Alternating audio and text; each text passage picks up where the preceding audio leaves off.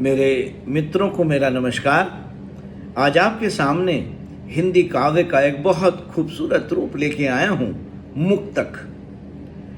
काशी करवत मंदिर बनारस से मेरे गुरु दिनेश शंकर उपाध्याय जी, जो मित्र भी हैं और मेरे गुरु भी हैं, और आगरा मनकामेश्वर से कौशल नारायण शर्मा, जो मेरे बचपन के दोस्त हैं, वो मेरे को मुक्तक लिखने और कहने पर बहुत प्रोत्साहित करते हैं। तो सुनिए आज उनको समर्पित कुआं, और आपको, मेरे मित्रों को, सबको समर्पित कुएं की मिठास।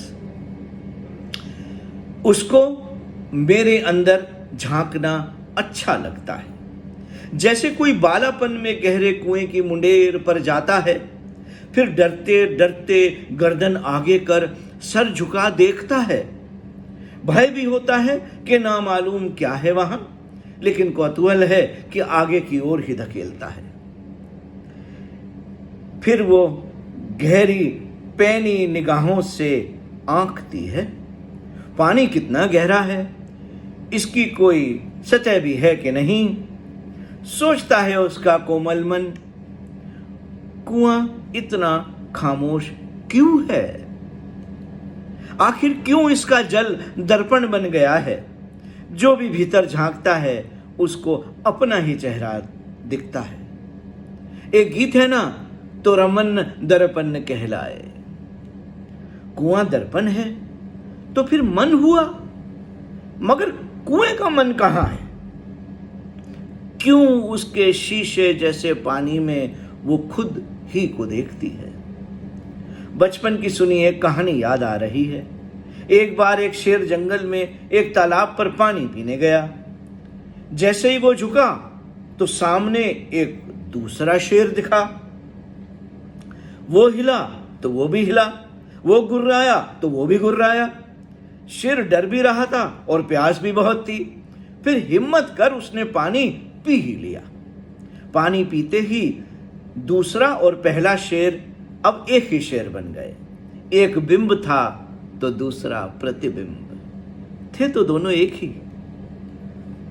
जंगल के घने रास्तों ने उन्हें मिलने से रोक रखा था।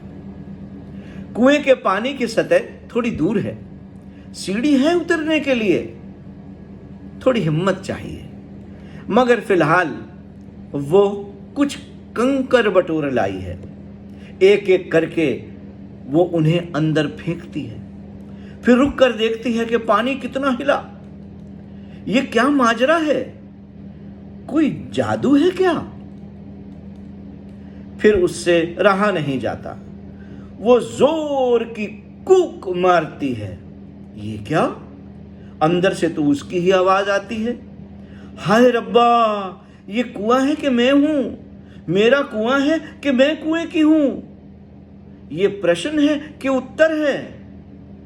कोई तो बताओ मुझे। जवाब खोजते वो आसमां की ओर सर उठाती है। स्थिर नीला गगन, चित्रे बादल कहीं से कहीं जा रहे हैं, बोलते तो कुछ भी नहीं। फिर नीचे देखा तो वही दृश्य दिखा।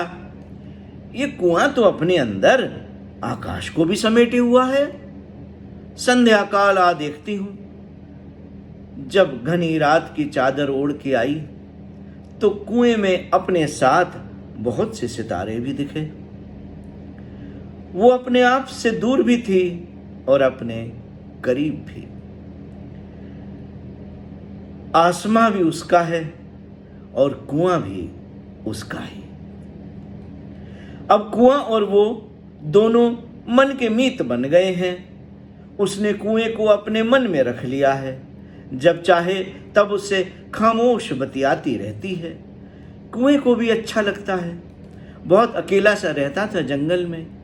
पानी तो हमेशा से ही बहुत मीठा था, एकदम तृप्ति देने वाला, प्यास बुझाने वाला।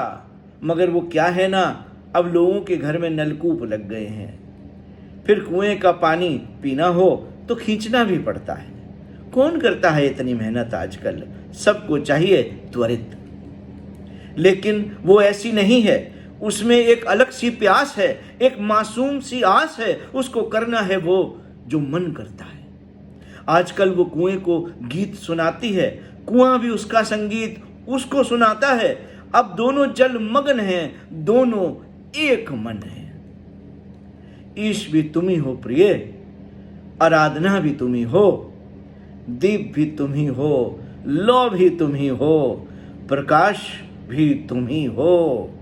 तुम ही इस कुएं का दीपोत्सव हो, तुम ही इस कुएं का दीपोत्सव हो। धन्यवाद। उम्मीद है कि ये पेशकश कुआं आपको अच्छी लगी होगी। धन्यवाद।